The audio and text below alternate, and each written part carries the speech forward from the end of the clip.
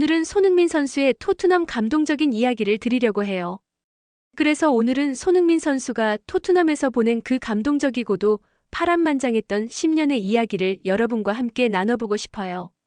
정말 영화보다도 더 드라마틱하고 때로는 가슴 아프면서도 결국엔 우리 모두에게 희망을 주는 그런 이야기거든요. 2015년 8월 어느 무더운 오후 토트넘 훈련장 회의실에 울려 퍼진 이 한마디는 정말 마치 차가운 비수처럼 그 자리에 있던 모든 사람들의 가슴을 깊숙이 찔러버렸어요. 3천만 파운드라는 엄청난 거액을 투자해서 데려온 23세 한국인 선수에 대한 너무나도 냉혹하고 잔인한 평가였죠. 손흥민이라는 이름 석자는 아직 이 거친 영국 땅에서 아무것도 증명하지 못한 채 온갖 의심과 편견의 차가운 시선 속에 외롭게 서 있었어요. 레버쿠젠에서 보여줬던 그 화려한 기록들도 분데스리가 경기장을 뜨겁게 달궜던 폭발적인 골 감각도 런던에 도착하는 순간 모든 것이 완전히 리셋되어 버렸죠. 프리미어리그는 정말 완전히 다른 세계였거든요. 더 빠르고 더 거칠고 더 냉정하고 더 잔인한 진짜 전쟁터 같은 곳이었어요. 유럽 최고라는 선수들조차 이 무대의 혹독함 앞에서는 무릎을 꿇고 좌절하며 떠나는 그런 곳이었으니까요. 하물며 동양에서 온 23세 어린 청년이 과연 이 지옥 같은 리그에서 살아남을 수 있을까요? 잠깐 시청하시기 전에 구독과 좋아요 부탁드릴게요. 저에게 정말 큰 힘이 됩니다. 구단 내부의 시선은 그야말로 걱정 반 기대 반이었어요. 일부 관계자들은 손흥민을 순수한 축구 선수로 바라보지 않았거든요. 아시아 시장을 겨냥한 마케팅 상품, 유니폼 판매량을 늘리기 위한 상업적 도구, 중국과 일본 팬들의 관심을 끌어오기 위한 전략적 투자 정도로만 여겼던 거예요.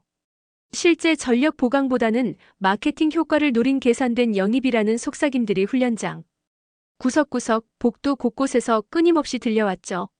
런던 히드로 공항에서 처음으로 영국 땅에 발을 내디딘 그 운명적인 순간부터 손흥민은 이 모든 차가운 의심과 뿌리 깊은 편견들을 온몸으로 뼈저리게 느낄 수밖에 없었어요. 기자들의 날카롭고 도전적인 질문들, 팬들의 시큰둥하고 냉담한 반응들, 동료들의 어색하면서도 어딘가 경계하는 듯한 어정쩡한 미소들까지 모든 것들이 그에게 차가운 목소리로 끊임없이 외치고 있었던 거예요. 증명해봐. 내가 정말 이 성스러운 무대에 있을 자격이 있는지, 우리의 소중한 시간과 돈을 투자할 가치가 있는 선수인지 말이야. 첫 훈련 세션은 정말 그야말로 문화적 충격의 연속이었어요. 독일에서 경험했던 것과는 차원이 완전히 다른 강도와 속도 그리고 거칠기였거든요. 태클은 뼈가 부러질 것처럼 무시무시하게 거칠었고 몸싸움은 진짜 전쟁터를 연상케 할 정도였으며 압박은 숨이 막힐 정도로 치열했어요.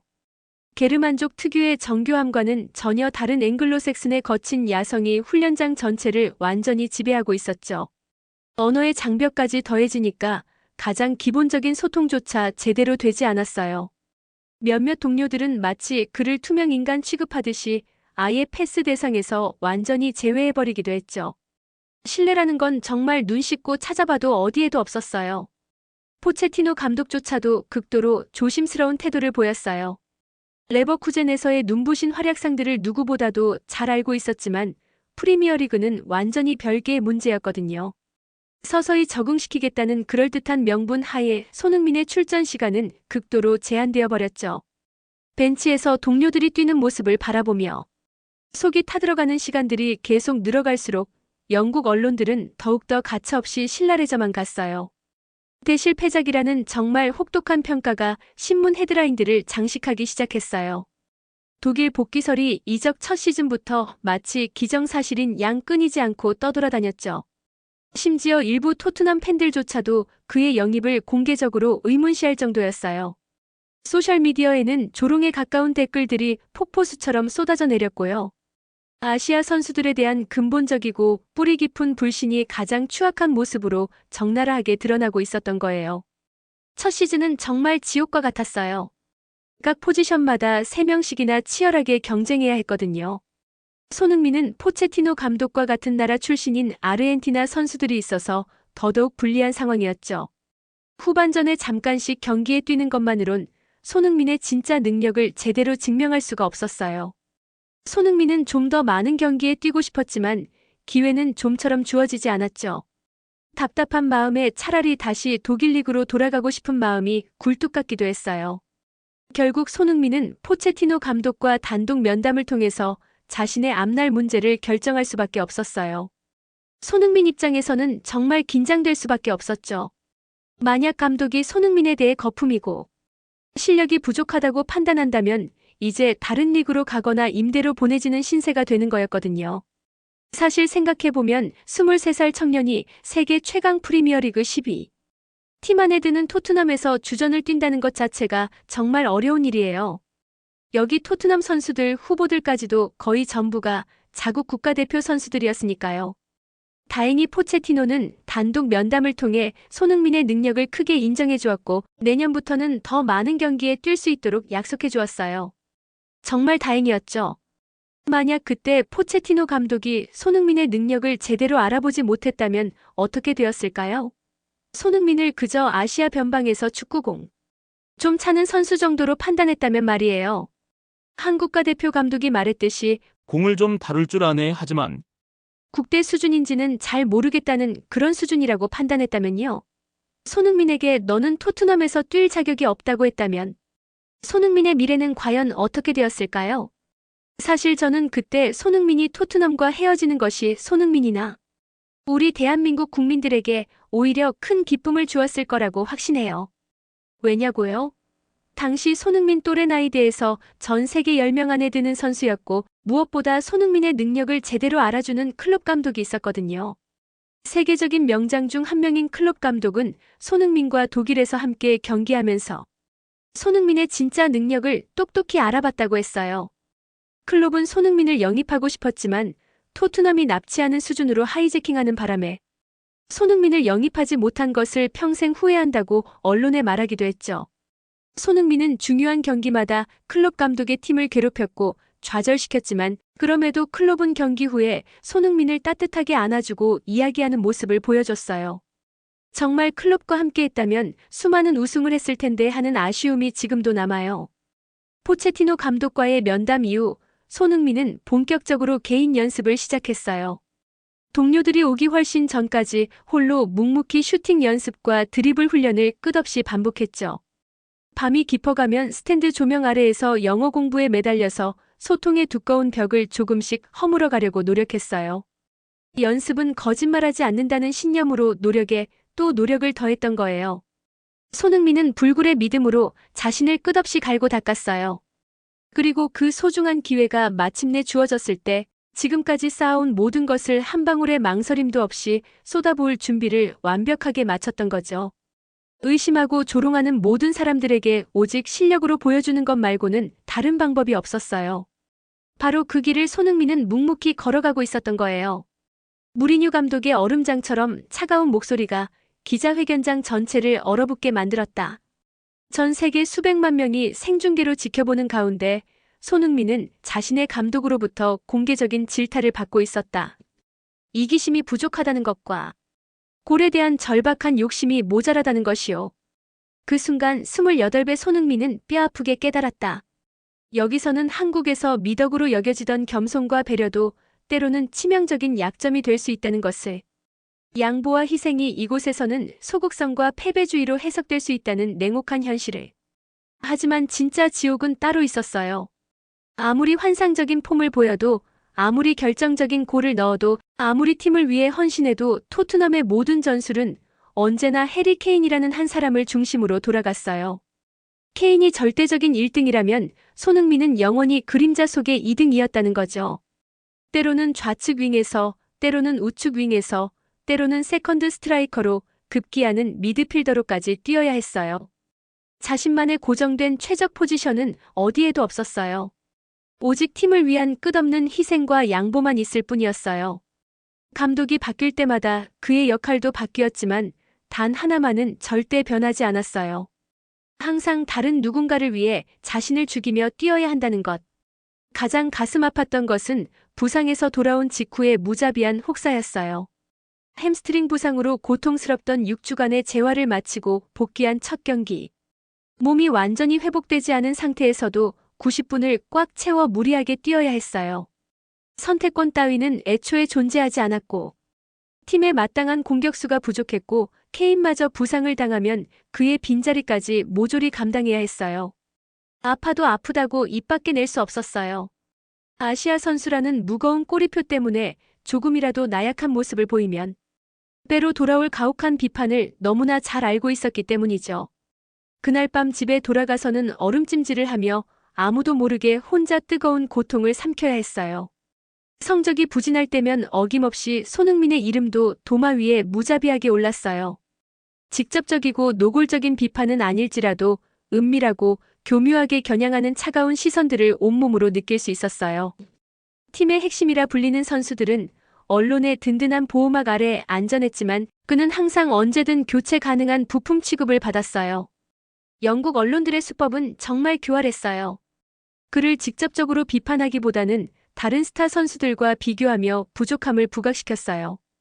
케인이 골을 못 넣으면 일시적인 컨디션 난조라고 했지만 손흥민이 골을 못 넣으면 결국 한계를 드러낸 것이라고 평가했어요. 구단 경영진의 이중적이고 위선적인 태도는 더욱 참을 수 없을 만큼 가슴 아팠어요. 아시아 시장 마케팅을 위해서는 그를 언제나 화려하게 전면에 내세웠어요. 한국을 비롯한 동아시아 팬들을 겨냥한 각종 이벤트와 상업 광고에는 빠짐없이 등장해야 했어요. 유니폼 판매량에서 압도적인 1등을 차지하며 구단에 연간 70억 원 이상의 막대한 수익을 안겨다 주었어요. 하지만 정작 그가 조국 대표팀의 부름을 받을 때면 구단은 냉담하게 비협조적이었어요. 아시아컵이나 월드컵 예선 같은 중요한 어매치 경기에도 선수 보호를 핑계로 소극적인 태도를 일관되게 보였어요. 상업적 이득을 위해서는 그가 한국인이길 간절히 원했지만 의무와 책임은 지려하지 않았어요. 팬덤의 반응도 극명하게 양극화됐어요. 한국을 비롯한 아시아 전역 팬들의 뜨거운 응원과 열광적인 사랑과는 정반대로 일부 토트넘 현지 팬들은 여전히 그를 의심의 눈초리로 바라봤어요. 환상적인 경기를 펼쳐 승리를 이끌어도 단지 운이 좋았을 뿐이라고 폄하했고 조금이라도 부진한 경기를 하면 역시나라는 냉소적인 반응을 보였어요. 더 뛰어난 선수로 당장 교체해야 한다는 목소리도 소셜미디어를 통해 끊임없이 올라왔어요. 그를 희생양으로 삼는 잔인한 글들이 인터넷 곳곳에 독버섯처럼 퍼져나갔어요. 무엇보다 가장 절망적이고 고통스러웠던 순간들이 있었어요.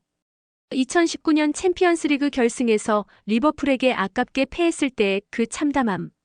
2021년 리그컵 결승에서 맨체스터 시티에게 마지막 순간 아쉽게 무너졌을 때의 그 허탈함. 그 운명적인 순간들마다 손흥민은 누구보다 뼈아프게 자신을 탓했어요. 더 잘할 수 있었는데, 더 많은 골을 넣을 수 있었는데, 더 완벽하게 플레이할 수 있었는데라는 끔찍한 자책감에 밤낮으로 시달렸어요. 잠들지 못하는 새벽 시간, 천장을 멍하니 바라보며 뜨거운 눈물을 혼자 삼켜야 했던 날들이 헤아릴 수 없이 많았어요. 왜 항상 한 발 늦을까? 왜 언제나 아슬아슬하게 놓치고 말까? 왜 토트넘과 자신은 영원히 2등에 머물러야만 하는 걸까? 주변의 모든 사람들이 이적을 적극적으로 권했어요. 에이전트부터 시작해서 가족, 친구들까지. 더 좋은 조건과 확실한 우승 가능성을 제시하는 유럽 최고의 빅클럽들이 줄을 서서 기다리고 있었어요. 바이에른 뮌헨, 레알 마드리드, 바르셀로나 같은 명문 클럽들의 달콤한 러브콜이 계속해서 이어졌어요. 그곳에서라면 당연히 더 나은 대우를 받을 수 있을 것이고 더 확실한 트로피도 손에 넣을 수 있을 것이었어요. 하지만 손흥민은 끝내 남았어요. 절대 포기하지 않았어요. 바로 이곳 토트넘에서 반드시 증명하겠다는 뜨거운 신념을 단 한순간도 버리지 않았어요. 도망치는 것은 결코 자신의 방식이 아니었어요. 싸워서 이기는 것, 그것만이 진정한 승리라고 믿었어요.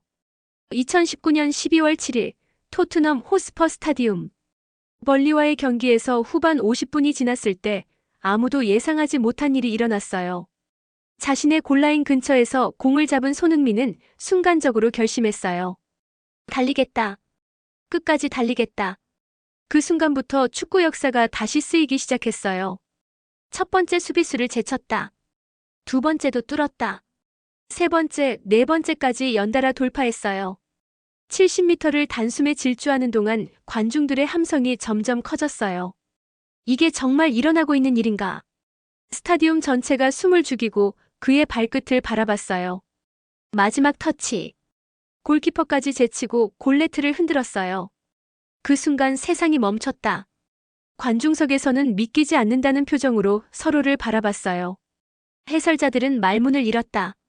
이런 골을 본 적이 있는가? 혼자서 상대팀 전체를 뚫고 넣은 이 골을. 손흥민 자신도 무릎을 꿇고 하늘을 올려다봤어요. 이 모든 고통과 시련이 이 순간을 위한 것이었을까? 그 골은 단순한 득점이 아니었어요. 그동안 그를 의심했던 모든 이들에게 보내는 무언의 메시지였다. 아시아 선수도 할 수 있다는 것을. 프리미어리그에서도 세계 최고의 무대에서도 이런 기적을 만들어낼 수 있다는 것을. 영국 언론들조차 찬사를 아끼지 않았어요. 이 골은 푸스카스상 후보에 오르는 것을 넘어서 결국 수상작이 됐어요. 하지만 기적은 거기서 끝나지 않았어요. 그 골이 터닝포인트가 됐어요. 사람들이 손흥민을 보는 시선이 달라지기 시작했어요. 더 이상 의심의 대상이 아니라 경외의 대상이 됐어요. 동료들도 마찬가지였어요. 훈련장에서의 분위기가 변했어요. 패스를 더 자주 받게 됐고 중요한 순간에 공이 그에게로 향했어요. 무엇보다 손흥민 자신이 달라졌어요. 자신감이 폭발했어요. 그동안 억누르고 있던 감정들이 한꺼번에 터져나왔어요. 더 이상 남의 눈치를 보지 않았어요. 무리뉴 감독이 말했던 이기심을 발휘하기 시작했어요. 골에 대한 욕심을 숨기지 않았어요. 그 결과는 놀라웠어요. 골이 쏟아졌어요. 어시스트도 늘었어요. 팀에서 없어서는 안 될 핵심 선수로 자리 잡았어요. 하지만 더 큰 변화는 마음속에서 일어났어요. 그는 깨달았어요. 인정받기 위해 애쓸 필요가 없다는 것을. 자신이 누구인지 증명할 필요도 없다는 것을 말이죠. 그저 축구를 사랑하고 팀을 사랑하고 팬들을 사랑하면 되는 것이라는 것을. 그 사랑이 고스란히 경기장에서 드러났어요. 골을 넣으면 가장 먼저 동료들을 향해 달려갔어요. 함께 기뻐했고 함께 울었어요. 개인의 영광보다 팀의 승리가 더 소중했어요. 그런 그의 모습에 팬들은 더욱 열광했어요. 단순히 골을 넣는 선수가 아니라 진정으로 팀을 사랑하는 선수라는 것을 알았기 때문이에요. 언론들도 더 이상 그의 국적을 먼저 언급하지 않았어요. 아시아 선수 손흥민이 아니라 그냥 손흥민이 됐어요.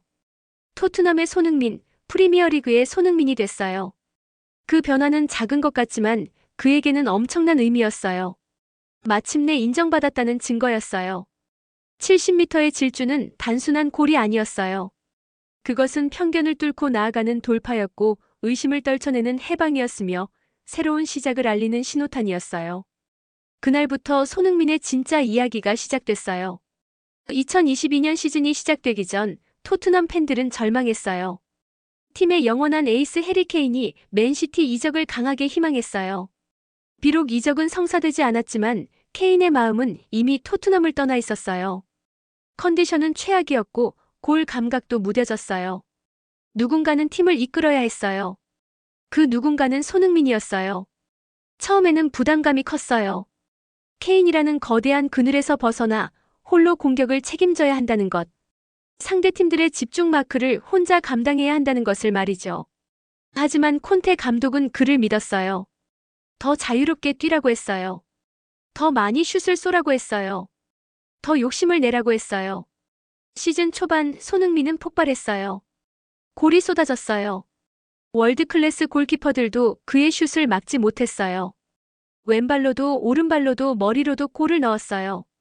어떤 각도에서든 어떤 상황에서든 골을 만들어냈어요. 팬들은 환호했어요. 이런 손흥민을 본 적이 있었던가요? 하지만 진짜 경쟁은 시즌 중반부터 시작됐어요. 모하메드 살라가 추격해왔어요. 리버풀의 이집트 윙어는 프리미어리그 득점왕을 3번이나 차지한 베테랑이었어요. 경험도 많고 실력도 검증됐어요. 언론들은 결국 살라가 따라잡을 것이라고 예측했어요. 손흥민은 후반기 스퍼트가 약하다는 편견도 있었어요. 20골을 넘어서면서부터 진짜 승부가 시작됐어요. 매 경기가 전쟁이었어요. 골을 넣으면 살라도 답골을 터뜨렸어요. 살라가 앞서 나가면 손흥민이 역전골을 넣었어요. 전 세계 축구 팬들이 이 두 선수의 득점 경쟁에 주목했어요. 매주 득점 순위표가 화제가 됐어요. 가장 힘든 순간은 시즌 막판이었어요. 37라운드를 마치고 손흥민과 살라가 22골로 공동 선두에 있었어요. 마지막 경기가 모든 것을 결정할 상황이었어요. 손흥민은 노리치와의 홈 경기에서, 살라는 울버햄튼과의 원정 경기에서 뛰었어요. 전 세계가 두 경기를 동시에 지켜봤어요. 경기 시작부터 부담감이 엄습했어요. 골을 넣어야 한다는 강박감이 오히려 발목을 잡았어요. 좋은 기회들을 놓쳤어요. 슛이 골대를 맞고 나왔어요. 시간은 흘러갔고 살라는 이미 한 골을 넣은 상태였어요. 이대로 끝나면 득점왕은 살라의 차지가 될 것이었어요. 후반 30분이 지났을 때였어요. 대한 쿨루세부스키의 패스를 받은 손흥민이 골을 넣었어요.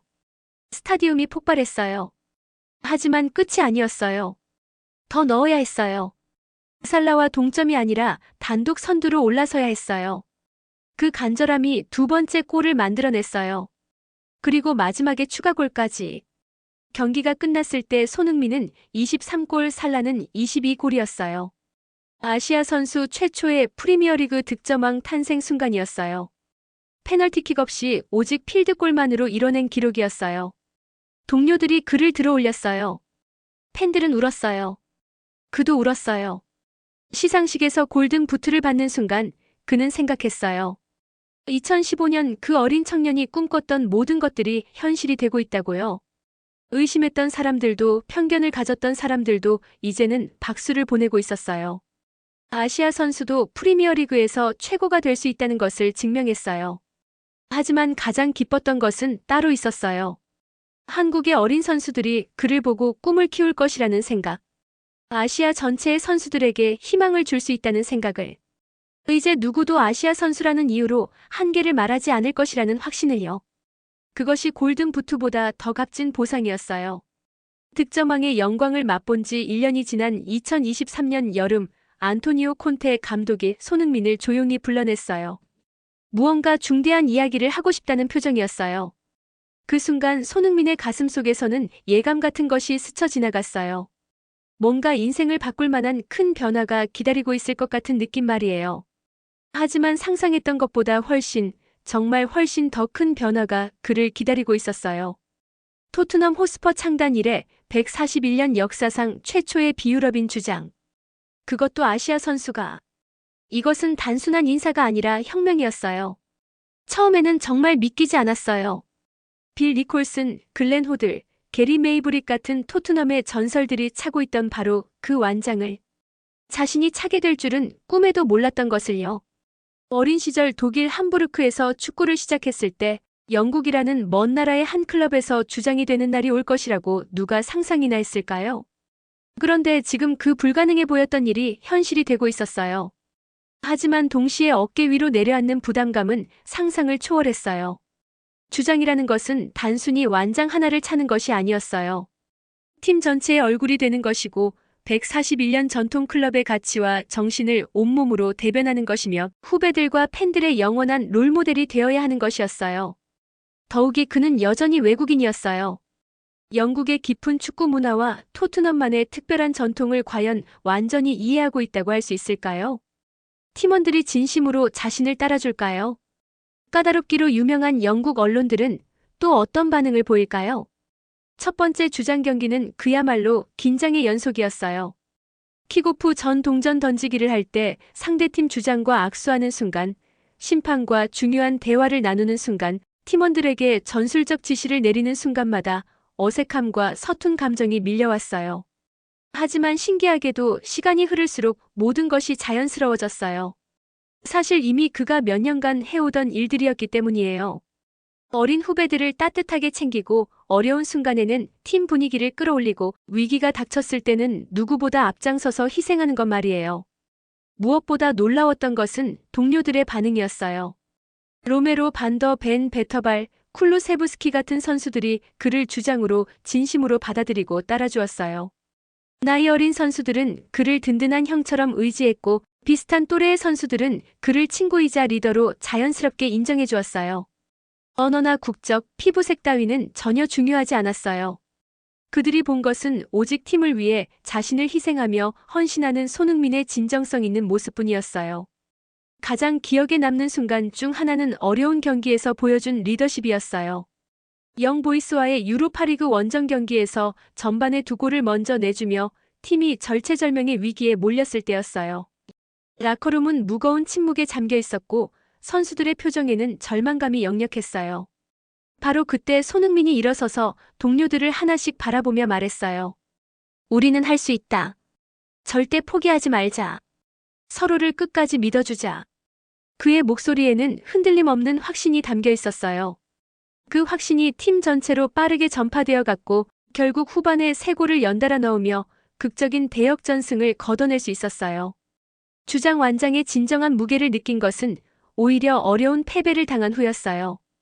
팬들의 야유와 실망이 쏟아질 때, 언론의 신랄한 비판이 연일 계속될 때, 성적 부진으로 감독이 경질될 때마다 그는 모든 책임을 혼자 떠안아야 했어요. 개인적으로는 좋은 활약을 보여도 팀이 패배하면 비판의 화살은 언제나 주장을 향했어요. 그것이 바로 주장이라는 자리의 숙명이었어요. 하지만 손흥민은 결코 도망치지 않았어요. 기자회견장에서 당당하게 모든 책임을 졌어요. 팀이 잘못된 것은 주장인 자신의 리더십이 부족했기 때문이라고 떳떳하게 인정했어요. 어린 동료들이 실수로 비판받을 때는 자신이 방패가 되어 그들을 보호해 주었어요. 그런 진정한 리더의 모습을 지켜본 동료들은 시간이 갈수록 그를 더욱 존경하고 신뢰하게 됐어요. 시간이 흘러가면서 그의 주장직에 대한 의문과 논란은 자연스럽게 사라져갔어요. 언론들도 더 이상 비유럽인 주장이라고 특별히 언급하지 않았어요. 그냥 토트넘의 주장 손흥민이 되었어요. 팬들도 마찬가지였어요. 그가 주장 완장을 차고 터널에서 나타나면 더 큰 함성과 박수가 터져나왔어요.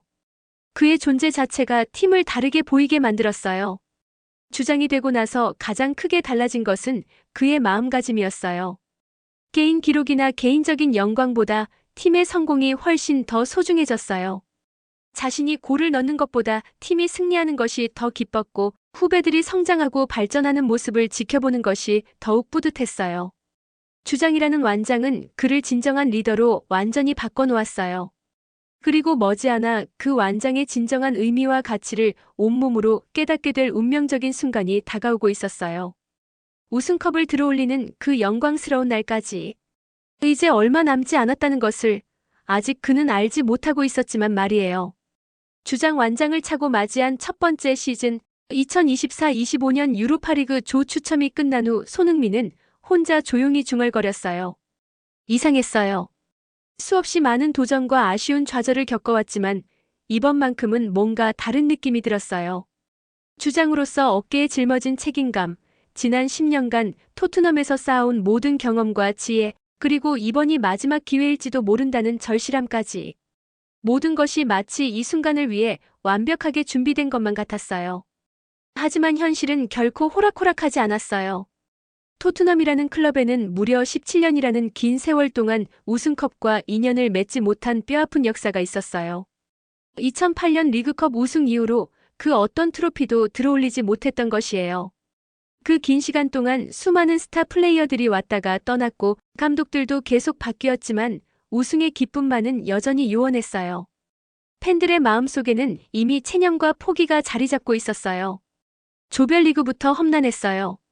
첫 경기에서 카라바흐에게 예상치 못한 선제골을 허용했을 때 홈팬들의 깊은 한숨이 스타디움을 무겁게 짓눌렀어요. 또 다른 실망의 시즌이 되는 것은 아닐까? 하지만 이때 주장 손흥민은 달랐어요. 팀이 1대0으로 뒤지고 있던 후반 30분, 그가 직접 나섰어요. 왼발 슈팅으로 동점골을 터뜨린 뒤 5분 후에는 완벽한 크로스로 역전골까지 어시스트를 해냈어요. 경기 후 그는 팀원들을 모아놓고 차분하지만 단호하게 말했어요. 우리는 여기서 무너질 팀이 아니니까요. 이제 시작이라는 것을. 16강에서 만난 상대는 독일의 명문 바이에른 뮌헨이었어요. 손흥민에게는 각별한 의미가 있는 팀이었어요. 어린 시절 독일에서 축구의 기초를 다졌던 그에게 바이에른은 언제나 동경의 대상이었어요. 하지만 이제는 넘어야 할 거대한 산이었어요. 1차전 뮌헨 원정에서 토트넘은 1대4로 참혹하게 무너졌어요.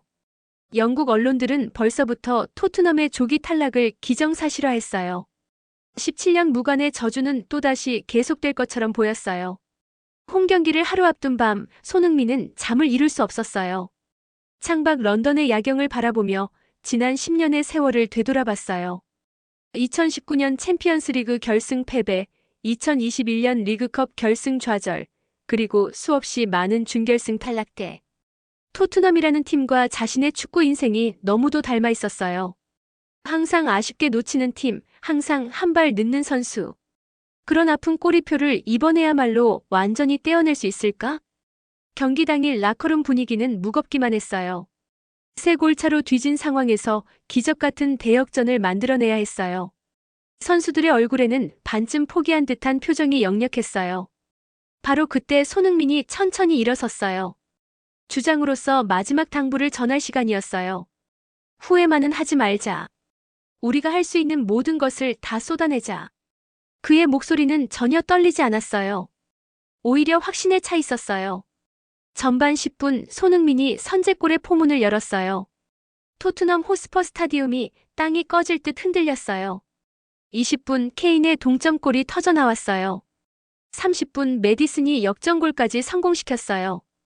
6만 명이 넘는 관중들은 믿을 수 없다는 듯 함성을 질러댔어요. 하지만 후반에 바이에른이 간교한 동점골을 넣으며 경기는 연장전으로 넘어갔어요. 선수들의 체력은 한계에 달했어요. 하지만 포기할 수는 없었어요. 연장전 후반 5분 손흥민의 정교한 크로스를 케인이 머리로 연결해 결승골을 터뜨렸어요. 그 순간 스타디움은 마치 지진이 난 것처럼 요동쳤어요. 선수들은 서로 얼싸안으며 울음을 터뜨렸어요. 팬들도 감격의 눈물을 흘렸어요. 불가능해 보였던 기적이 현실이 된 것이었어요.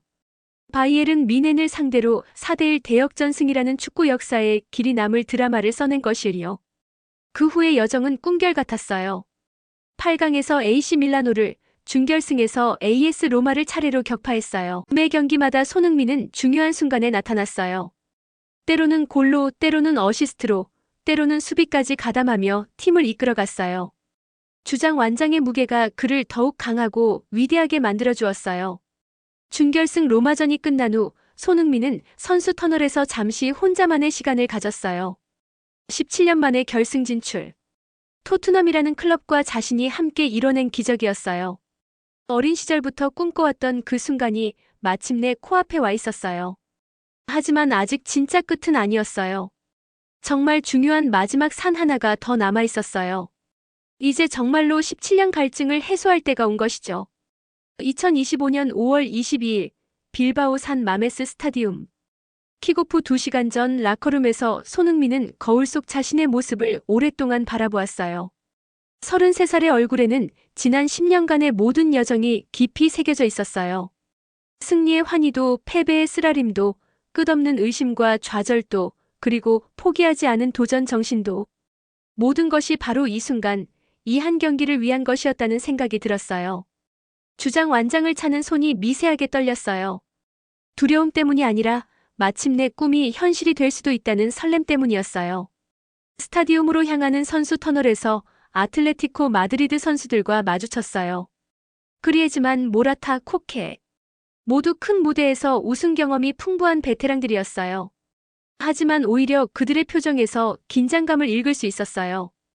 바이에른 뮌헨을 격파한 토트넘의 무서운 기세를 누구보다 잘 알고 있었기 때문이에요.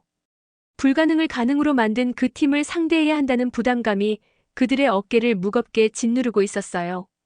경기 시작 전 국가가 울려 퍼질 때 손흥민은 관중석을 천천히 둘러보았어요.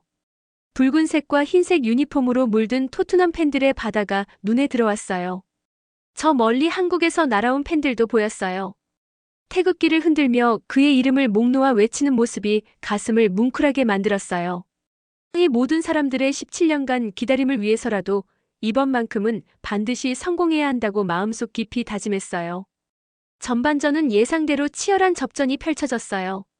시메오네 감독이 자랑하는 아틀레티코의 철벽 같은 수비진 앞에서 쉽게 골 기회를 만들어내기가 어려웠어요.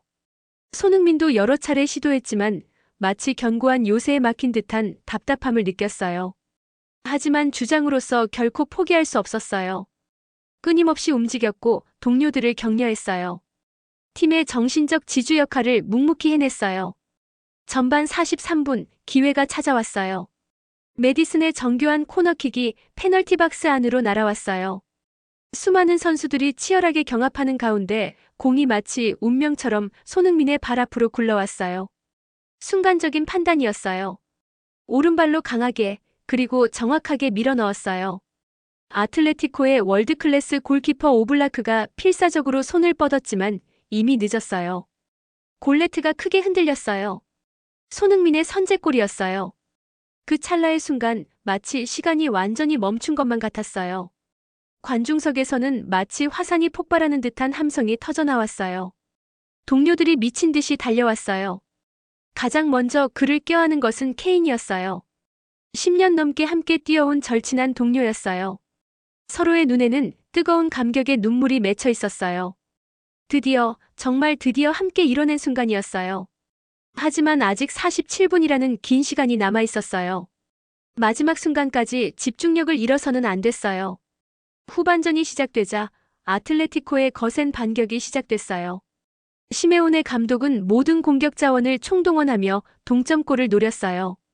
위험천만한 순간들이 연달아 이어졌어요. 손흥민도 이제는 수비에 적극적으로 가담해야 했어요. 페널티 박스 안까지 내려와서 헤딩으로 공을 걷어내기도 했어요. 주장으로서 그리고 팀의 절대적 에이스로서 할 수 있는 모든 것을 쏟아내고 있었어요. 후반 30분이 지났을 때 가장 아찔한 순간이 찾아왔어요. 아틀레티코가 코너킥 상황에서 극적인 동점골을 터뜨린 것이에요. 17년 무관의 저주가 또다시 고개를 드는 듯 했어요. 관중석이 순간 조용해졌어요. 하지만 바로 이때 손흥민의 진정한 리더십이 빛을 발했어요. 동료들을 재빨리 모아놓고 단호하게 말했어요. 아직 끝나지 않았어요. 우리는 반드시 할 수 있다고요. 그의 목소리에는 한치의 흔들림도 없었어요. 그 확신이 팀 전체로 빠르게 전파되어 갔어요. 추가 시간 3분. 토트넘의 마지막 공격 기회였어요. 쿨루세부스키가 오른쪽 측면에서 정교한 크로스를 올렸어요. 페널티 박스 안에서는 치열한 혼전이 벌어졌어요. 공이 여러 선수들의 다리에 맞으며 이리저리 튕겼어요. 그리고 마침내 케인의 발끝에 닿았어요. 극적인 결승골이었어요. 산 마메스 스타디움이 마치 거대한 지진이 일어난 것처럼 요동쳤어요. 주심의 경기 종료 휘슬이 울려 퍼졌을 때 손흥민은 무릎을 꿇고 하늘을 올려다보며 두 손을 모았어요. 10년간의 모든 고생과 인내, 좌절과 시련이 마침내 보상받는 순간이었어요. 토트넘의 17년 만의 우승이었어요. 그리고 그가 주장으로서 이뤄낸 생애 첫 번째 트로피였어요.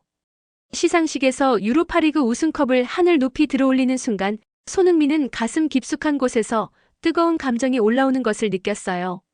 2015년 런던에 도착한 그 어린 청년이 꿈꿨던 모든 것들이 드디어 현실이 되는 순간이었어요. 의심했던 모든 사람들에게 마침내 완벽하게 답한 순간이었어요. 아시아 선수도 토트넘도 할 수 있다는 것을 온 세상에 증명한 역사적인 순간이었어요. 그 찬란한 트로피와 함께 손흥민은 마침내 완성되었어요. 2025년 8월 런던의 차가운 아침 공기 속에서 다니엘 레비 회장의 편지 한 통이 전 세계를 뜨겁게 달궜어요. 평생 차가운 비즈니스맨의 가면을 쓰고 살았던 그가 10년간 함께한 손흥민과의 이별을 앞두고 쓴 진심 어린 고백이었어요. 퍼거슨과의 냉혹한 협상으로도 유명했고 케인을 압박했던 그 레비가 이렇게 감정을 드러낸 것은 토트넘 역사상 전례가 없는 일이었어요. 하지만 손흥민은 그런 철의 심장마저도 녹일 만한 선수였어요.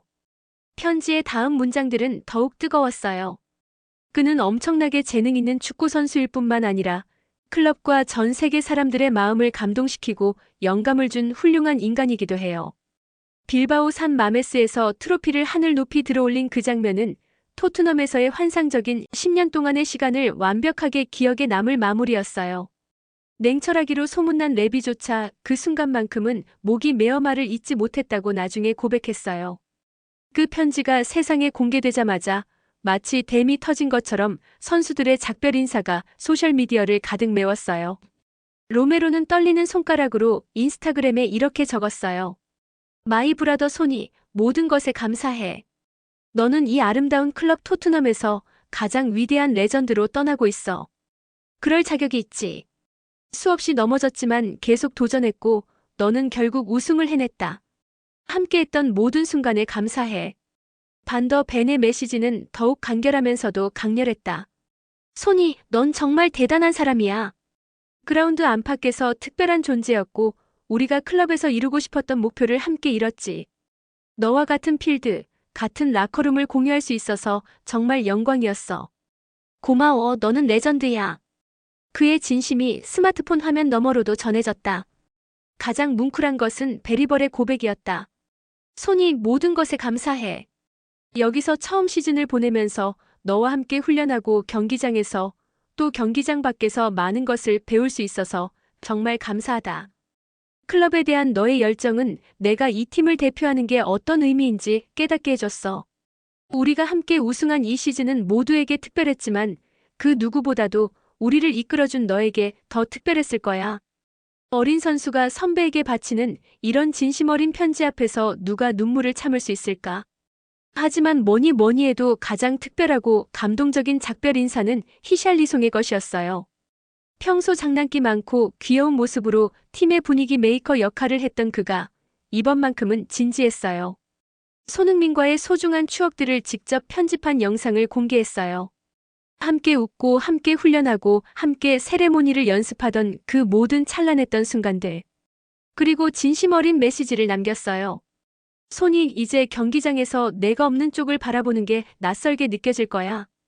넌 단순한 친구를 넘어서 진정한 프로의 본보기였고 리더였고 인간적으로 나는 너를 존경했어.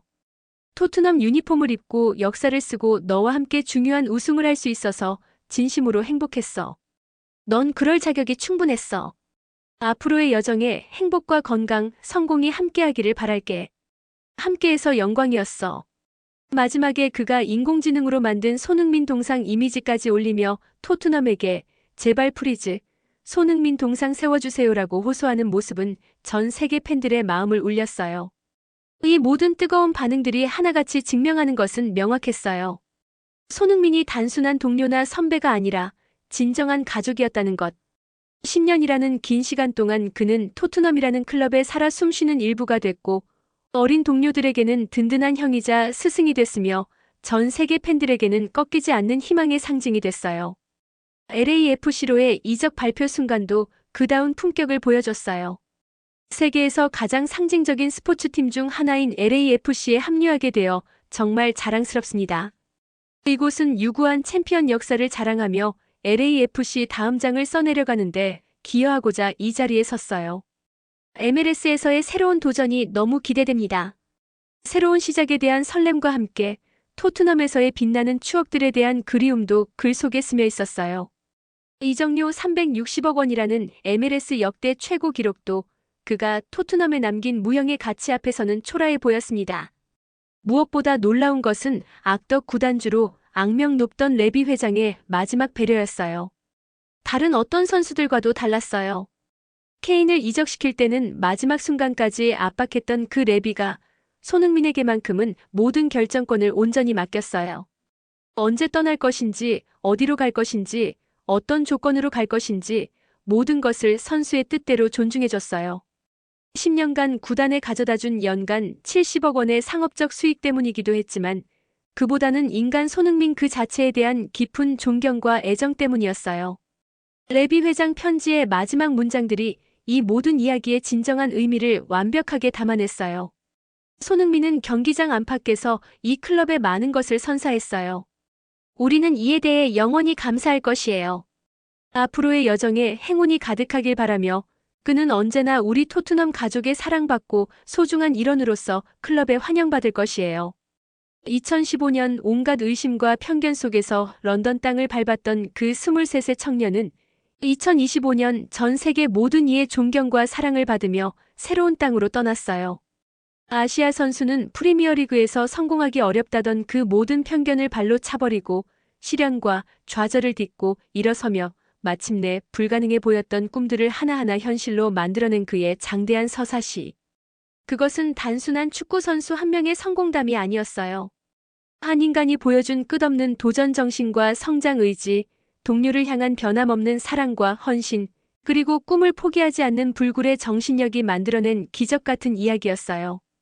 손흥민 그 이름 석자는 이제 영원히 토트넘이라는 클럽의 DNA 속에 그리고 수많은 사람들의 마음속에 살아 숨쉬는 전설로 남게 됐어요. 지금까지 감성의 노을 시간을 시청해주셔서 감사합니다. 구독과 좋아요 부탁드려요. 여러분들의 관심은 저에게 아주 큰 힘이 됩니다. 감사합니다.